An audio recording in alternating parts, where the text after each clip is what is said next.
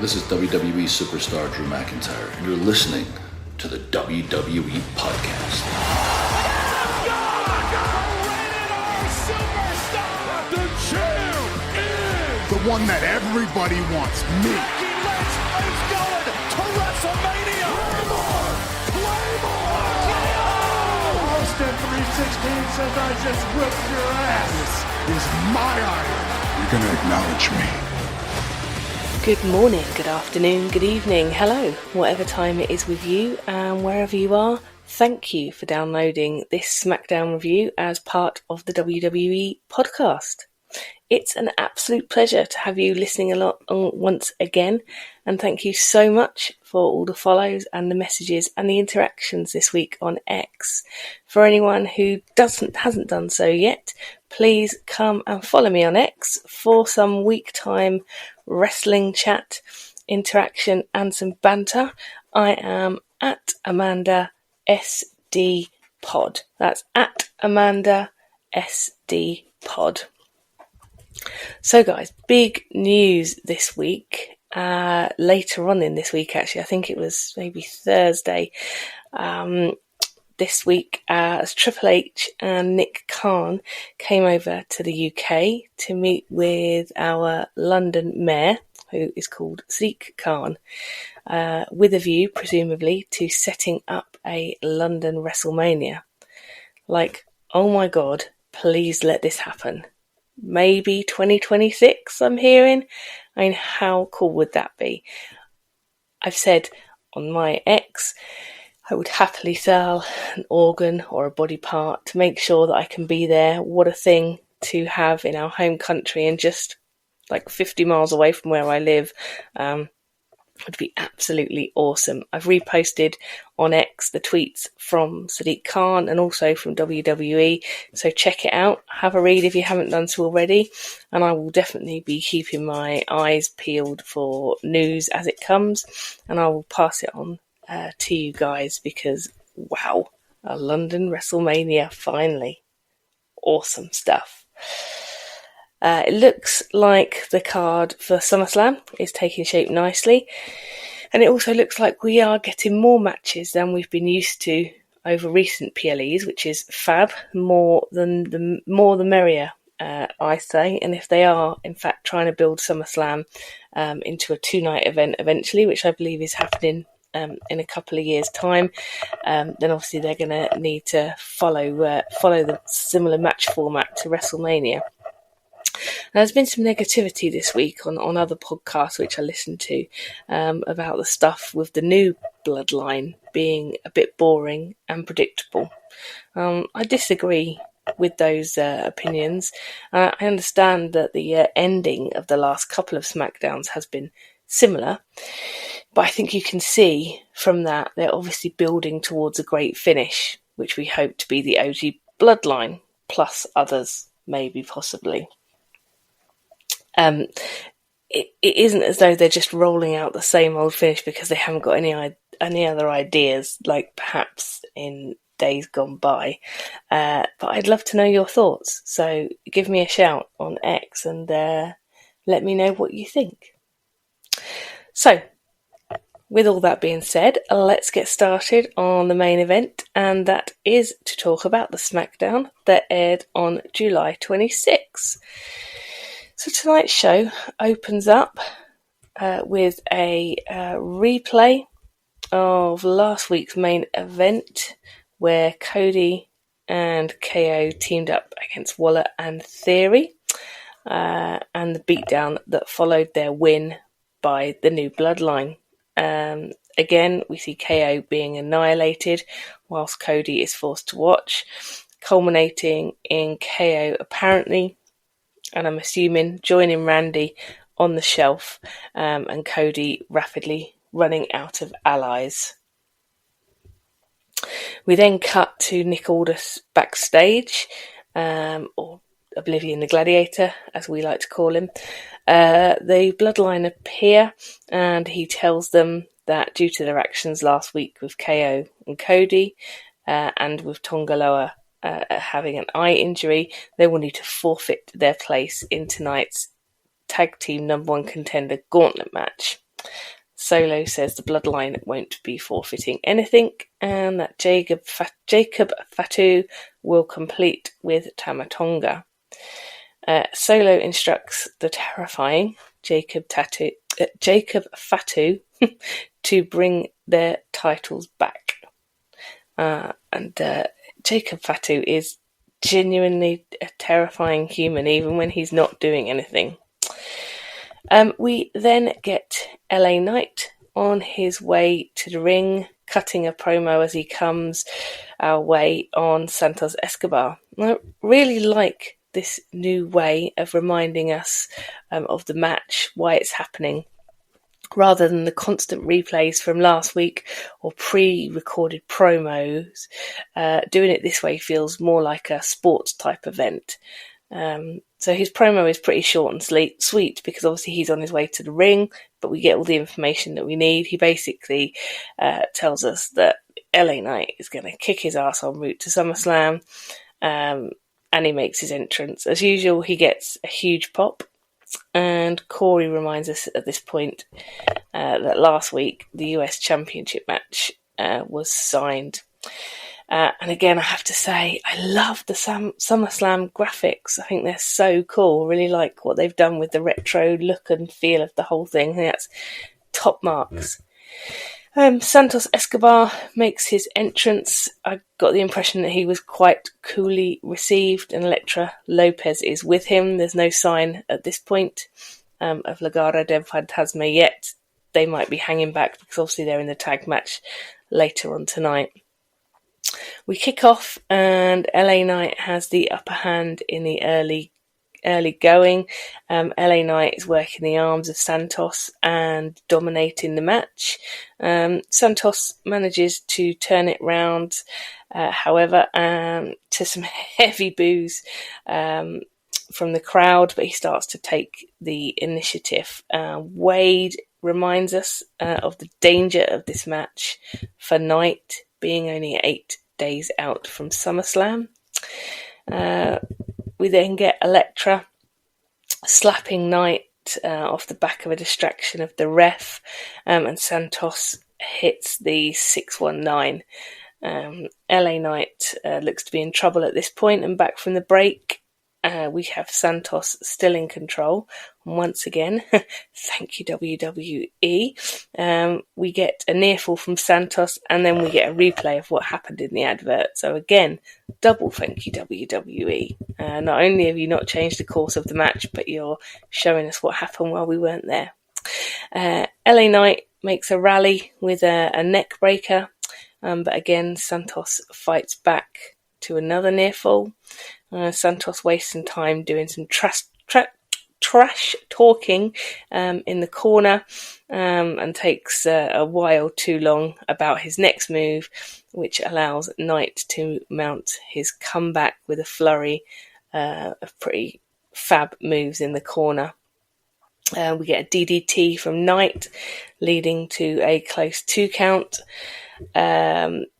Knight has Santos up on his shoulders for a torture rack submission, but again Elektra makes her presence felt by popping up onto ringside, distracting Knight, which makes him put Santos down, and this allows Santos back in, but Knight counters into a power slam. Logan Paul then shows up and is flattened by Knight before he can have any effect. Santos tries to take advantage, but gets a BFT from Knight, who takes the win. Now Logan Paul comes into the ring to pick the bones and starts to beat down Knight, but Knight fights back, gets the better of Paul until Escobar steps in and the heels team up to beat down Knight. This was a decent match. I enjoyed it, kicking off tonight's show. I like that they're keeping Logan Paul involved and that he's shown up again this week. It certainly feels like it's going to be a great SummerSlam match. I am looking forward tonight, hopefully knocking that smug look off Paul's face and taking his title. As we all know, I am no fan of Logan Paul. Wade and Corey then go to great lengths to tell us that Knight's chances at SummerSlam have been severely affected here tonight. So I guess we'll see. Maybe that's a bit of a red herring. They're telling us, look over here, look over here. Next, we are taken back 2 weeks. If you remember, we had the match between Naomi and Blair Davenport, which Naomi won, and we're shown then the subsequent attack backstage from Blair Davenport. This leads us to a backstage interview from Byron with Naomi, and he asks why she thinks Blair attacked her. Naomi says she isn't sure what the newbie's problem is and why she is playing mind games. She says not only will she make Blair feel the glow, but she will also make her respect it. At this point, Jade and Bianca wander in and say Blair is a lame. I'm not quite sure that was the word they were going for, but yes, Blair is a lame apparently, and she is going to get what's coming to her, as are the champs, Isla and Alba. Bit of a weird segment, bit of a weird shoehorn in there of, look, Jade and Bianca, they're here and they're still talking about the tag team titles. I guess reminding us of the whole Naomi and Blair thing, which I guess isn't finished. I don't mind that either way. I'm all up for some new feuds, so that's fine. I guess we continue with that. And then, as I said, Jade and Bianca just randomly crashing and not saying much new, repeating the same old themes. They need to do something with these two. We then see Logan Paul backstage. Byron asks him what he has to say about what just happened. Paul says it was an appetizer. He is going to whoop LA Knight. He says Cleveland is where he's from and they are having a homecoming for him. He says that at SummerSlam, LA Knight isn't just facing a wrestler, he's facing a social media megastar, hometown hero, and the ultimate underdog turned top dog, which is all jolly good, I suppose. So, it seems that they are giving this match a good build as well, so expecting great things. Next up, we've got Jade and Bianca making their entrance to what sounded like a decent reaction from me. I have to say, Jade looks spectacular. Both her costumes, her outfits that she's wearing, but also, she's in such great shape. She looks every part WWE superstar, and the commentary team really talk up Jade specifically. Seems to me that working with Bianca is having the desired effect. Jade seems to be getting more confident, certainly seems to be getting more established and more over with the crowd as well, and her general work seems to be getting better. Corey mentions that Isla and Alba have no desire to defend their titles against Jade and Bianca, which seems to be pretty fair. Bianca says Alba and Isla have been ghosting them since they won the titles at Clash at the Castle.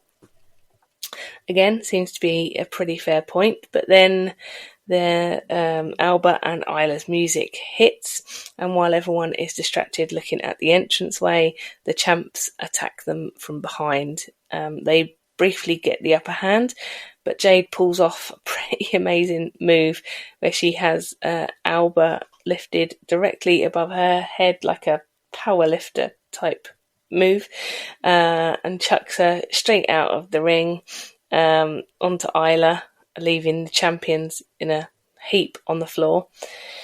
Surely I think we must be building to a championship match here.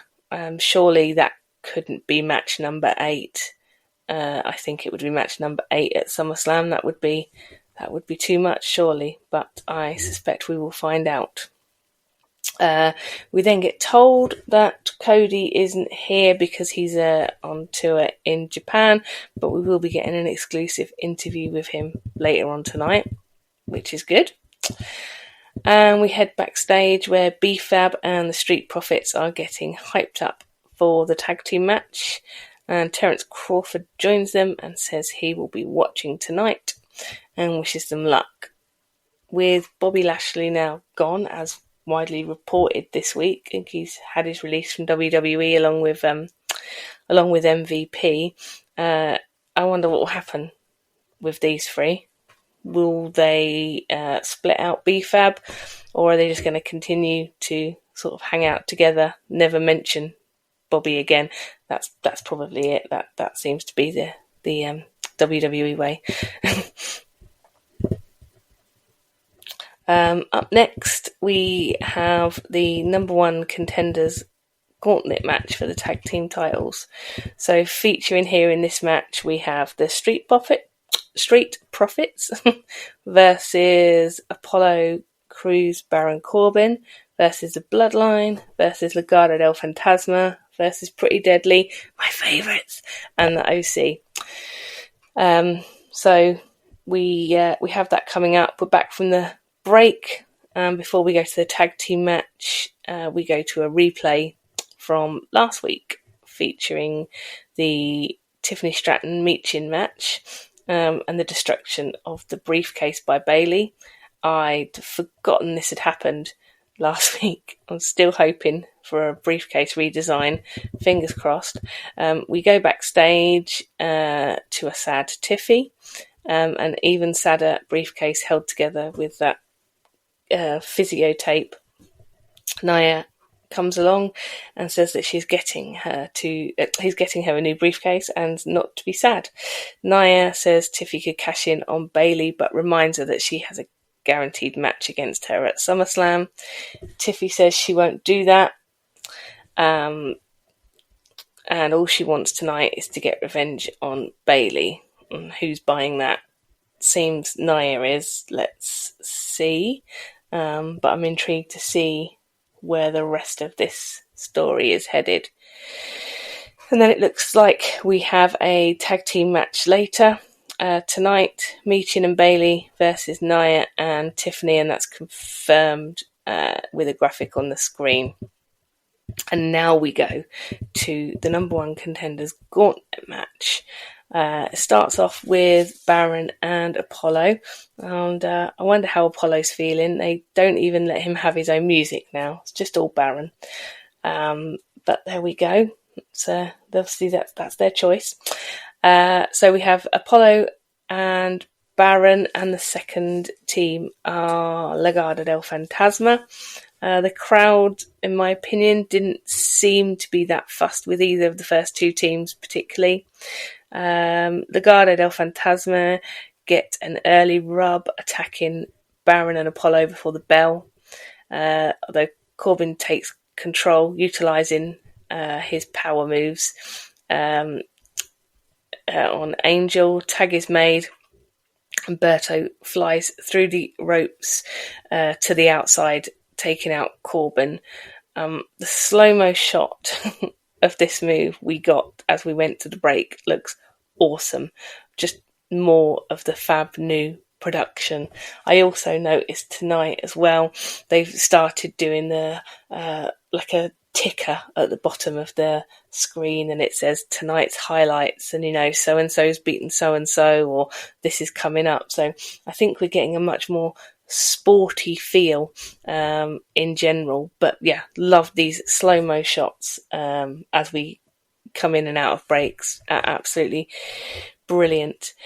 As we come back from the break, Corbin is just getting back into it, and we get a shot of DIY watching the match from backstage. Berto is in trouble. We get a double tag. Apollo is looking good. He's in control. Pulls off some of his sort of typically speedy moves and manages 3 suplexes on Angel, followed by big splash, an attempted move off the top rope, which he misses, leading to Angel getting a near fall, with Corbin making the save. Corbin comes in and hits End of Days, and Corbin and Apollo eliminate Angel and Berto. Next down to the ring to a huge pop are the Street Profits. And so I'm struggling with that word tonight. It's Profits, not Poffits. I'm very sorry. So the next are Street Profits. And Montez is straight in and has a gymnastic flip off with Apollo, where they both do a bit of flipping and tumbling around the ring. Montez pulls off a belly to side suplex and seems to land Apollo quite nastily on his neck, and they showed it a couple of times, and I'm never quite sure, but it certainly didn't look comfortable at all. Dawkins comes in for a near fall. Montez is in with Corbin. Corbin wipes out Dawkins with a massive punch, and Apollo then helps Corbin fly out of the ring to take out the Profits. Pretty cool move, and again we got that in slow-mo as we went to the break, which I absolutely love it. It looked so cool. We're back from the break. Corbin is still in charge. Massive powerbomb, which Montez follows up with an enziguri, and then we get a double tag. We get Dawkins with a big suplex. Again, Corbin breaks up the count. Montez and Apollo each take out each other's partner with a double suicide dive, which again looked really, really cool. Sorry. And Apollo then gets the cover on Corbin and Apollo. The next team down are Pretty Deadly, who I love. Yes, boy. And they make an immediate attempt to sneak up behind and cover Dawkins, but fail another couple of times. They try the same thing. God loves a trier, but it's not working. We now get the Street Profits taking back a charge and utilising, obviously, their amazing tag team chemistry and with some brilliant double team moves. Elton takes out Ford from behind, and now Pretty Deadly are in charge, isolating Montez Ford, working particularly on his knee, in theory, to stop him flying around. And they have some time to do a bit of promo for Yes Boy the musical in the middle of the match. And Pretty Deadly stay in charge, continuing to beat down Montez. Dawkins comes into the ring and gets a near fall. Pretty Deadly get a sneaky tag and a really close near fall. Pretty Deadly with a gut buster and another near fall, but momentum shift to the Street Profits with a massive blockbuster and a cover for free on Elton. Pretty Deadly are eliminated. Sad times. Next down to the ring are the OC, and as we come back from the break, the OC are in charge, working on an already pretty beat down Montez. Gallows comes in and pretty much knocks Montez's head off with a clothesline, and the OC get a few near falls. Gallows has Montez in a chokehold. He tries to mount a fight back with a DDC. Anderson is in and stops the tag. Montez does finally get a tag, and Dawkins flies out of the ring, almost beheading himself on the announce desk, taking out the OC, and doesn't even seem to notice that he's done it. And from nowhere, Dawkins gets the pin, and the OC are eliminated. And now here comes the terrifying, terrifying bloodline. Eek. So they take their time on the entrance, and as we come back from the break, the bloodline are firmly in charge, to say the least. The crowd are chanting, "We want Roman," and Solo could not care less. And he takes advantage of a distraction to help destroy Dawkins further. Jacob Fatu, absolute beast, continues the beatdown in the ring and looks pretty much unstoppable. I also think he tried to bite Dawkins' fingers off, and Dawkins managed to make some space as Jacob Fatu is stunned with a miss. He goes into the ring post, I think. Montez is in against Tamatonga. They exchange some good moves. Montez flies from the top with a crossbody and a near fall. Montez goes up again, but is stopped by Tama Tonga ripping him off the top. And another near fall, broken up this time by Dawkins. Montez again from the top. Tonga misses and is smashed by Fatu. Fatu with a DDT followed by a moonsault, which he does incredibly elegantly. He absolutely shouldn't be able to move around like that, but he does, and it's a beautiful thing, and get the victory. So the Bloodline are now the number one contenders.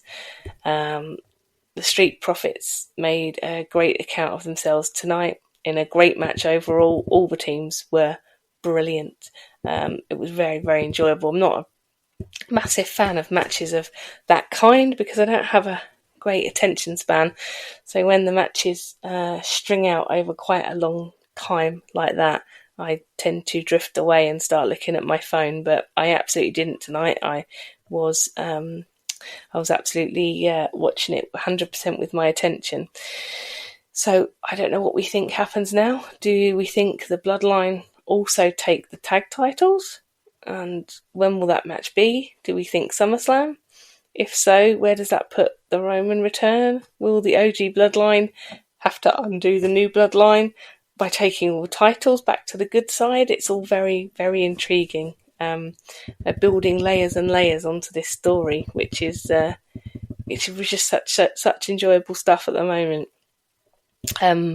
We then get Wade saying something or another on commentary, but before he can get too stuck into it, we get Grayson Waller and Austin Theory interrupting him, and they jump into the ring, basically saying that last week they would have beaten KO and Cody easily if it wasn't for Terence Crawford. And they call him out to the ring, and out he comes. And just a reminder here for anyone that needed a reminder, he's a boxer. I don't follow boxing, but he's a boxer, and he's getting a massive introduction, listing all his achievements and how great he is, and he comes down to the ring.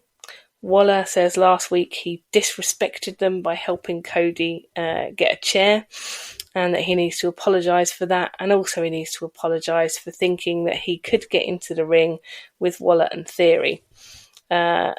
Waller goes on to say if Crawford takes one more step forward, his boy Theory is going to knock his block off, etc., etc. At which point you could see Theory thinking, what the hell are you talking about? Shut up. And predictably, Waller throws Theory straight under the bus. Crawford knocks him straight out, and Waller basically bails out of the ring, still setting up for the split of A-Town down. Surely we must be almost there now. How is Austin Theory this stupid? I don't think he is. So I think we may be on the verge of seeing this split, which I think will be quite a fun storyline to follow through for the next few months. We then go to the promised sit-down interview with Cody from Japan. He says he is reflecting over the last 2 years and how he's finished his story. He calls the new Bloodline doppelgangers who are creating chaos. Because of them, he now sits there alone, without friends, without allies, Randy, KO, etc. He says he enters SummerSlam as a man on an island with the deck stacked against him. He says that he will fight with everything he has, but he enters as champion, and he absolutely won't let that slip through his fingers, especially not to the Bloodline. He says he used to think Solo wasn't ready, but now he's not sure, and he needs to look Solo in the eye. So he challenges to meet him in the ring next week, face-to-face, one-to-one, to see if he is ready. Cody says he knows he is. I thought it was nice. I like this. It was a good way to continue to build towards this story, and to utilise Cody even though he's not there. And again, something different setting, different scenario. Really good, very enjoyable. And then we have it confirmed that Bianca and Jade will get their tag team championship match next week on SmackDown, not on SummerSlam. And I think at this point I'm predicting a win for Jade and Bianca and a pre-SummerSlam title switch. But we all remember how my Money in the Bank predictions worked out, so I wouldn't bet your house on that. We also have confirmed that the men's tag team titles will be on the line next week on SmackDown, again, not SummerSlam. DIY versus the Bloodline. Now, surely the Bloodline won't lose. Could it be a double tag team title switch? Could be. That would be pretty awesome. Next week's SmackDown is shaping up pretty decent already. Although, isn't Johnny Gargano from Cleveland? That might not be right. I have a dusty memory somewhere in here that he is from Cleveland. So surely if that's the case, maybe the Bloodline do lose. But how? Because they're so strong at the moment. How would they take the loss? Perhaps some shenanigans. I don't know. We also have Logan Paul confirmed for next week's show, billed as a homecoming. Hope he gets his ass booed right out of Cleveland. We then go back to the locker room where we have a chat with Andrade following his victory against Carmelo Hayes last week. Byron asks what is next, and Andrade starts to talk about the US title, only to be interrupted by the ever so very much confident Carmelo Hayes, who says it's not over till I win, you only won once, blah blah blah. Hayes said it's his time, and Andrade agrees to one more match. So we continue down that path, and that's fine. It was a great match last week, and worked wonders for both of them. I did think that the comment by Carmelo during this segment where he said you were gone for 2 years and no one in the crowd even noticed you, something like that. That was slightly harsh. I think we're all very pleased to see Andrade, and I don't think that's a fair comment. Anyway, so last out tonight we have Michin and Bayley versus Tiffany and Nia. And as Michin is making her entrance, she is jumped from behind by Jax and Stratton, who certainly seemed pumped and ready to go here. They beat down Michin quite seriously on the outside of the ring. And in what seems like taking the longest time, slowly out comes Bayley, finally. Where was she? Surely she was coming out next after Michin. Why did it take her so long to come out? Anyway, so finally, Bayley shows up, and kendo stick in hand. Michin seems pretty beat up after the attack, and it looks like it will be a handicap match. Bayley kicks us off and gets a very early advantage on Stratton, but it doesn't last. Stratton takes control with some of what we're getting used to, her amazing moves. Again, Bayley starts to mount a fight back, gets an early 2 count on Stratton, whilst Wade is bigging up Michin's injuries on the outside, emphasising that Bayley is on her own.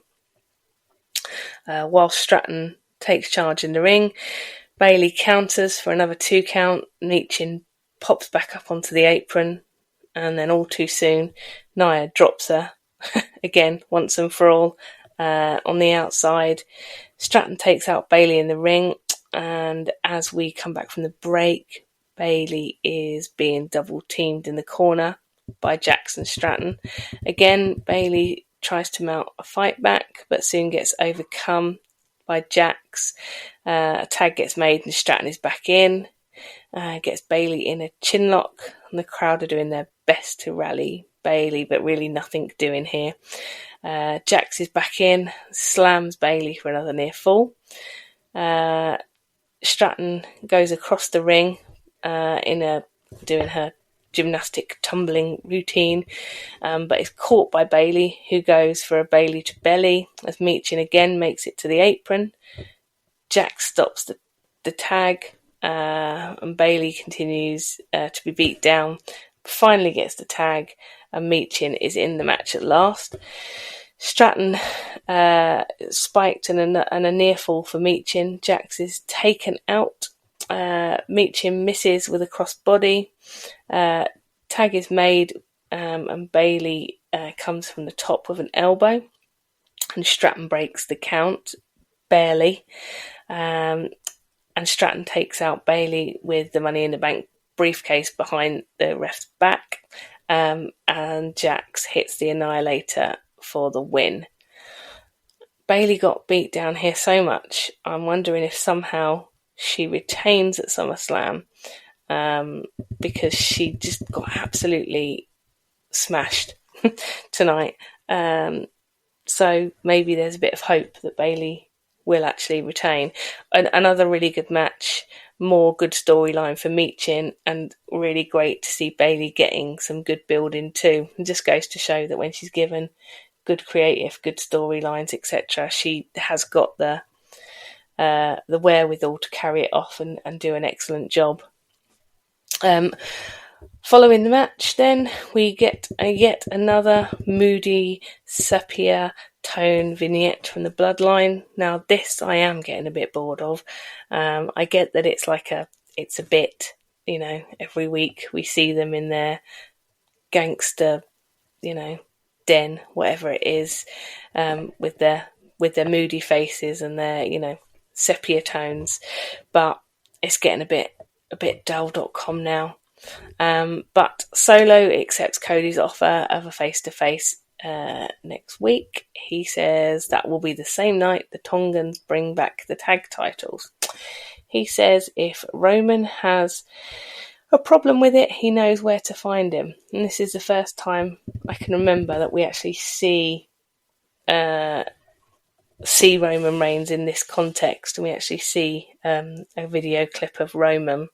Made me wonder if Roman comes back next week on SmackDown, pre-SummerSlam, and that would certainly even the odds without KO and Randy on the scene.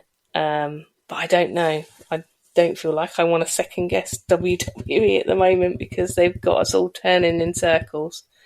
But it's surely close. We're 8 days out from SummerSlam. Roman, hopefully the Usos, hopefully Heyman, all hopefully on their way back. And wouldn't it be awesome if on next week's pod I can talk to you about how awesome Roman was and how he came out. That would be pretty fab. All in all, guys, I really liked tonight's show. I'm not going to get down on it like many other people are on their podcasts. I like it. Plenty of progression in the storylines as we head towards SummerSlam. And again, as I've said, some different ways to present things, which I think is great. We're getting different match types. We're getting different kinds of promos.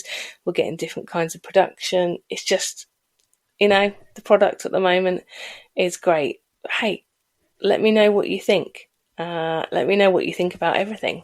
We can talk about Raw, we can talk about SmackDown, we can talk about SummerSlam on X. Just reach out. Remember, I am at Amanda SD Pod. So guys, that just about does it for this week's show. Once again, and as always, thank you for having me in your ears. Thank you for all your comments in the week. I really appreciate it. Let's really enjoy week one of the Olympics this week. I watched I nearly called it the kickoff show. It's definitely not a kickoff show with the Olympics. The opening ceremony tonight. Man, it was long.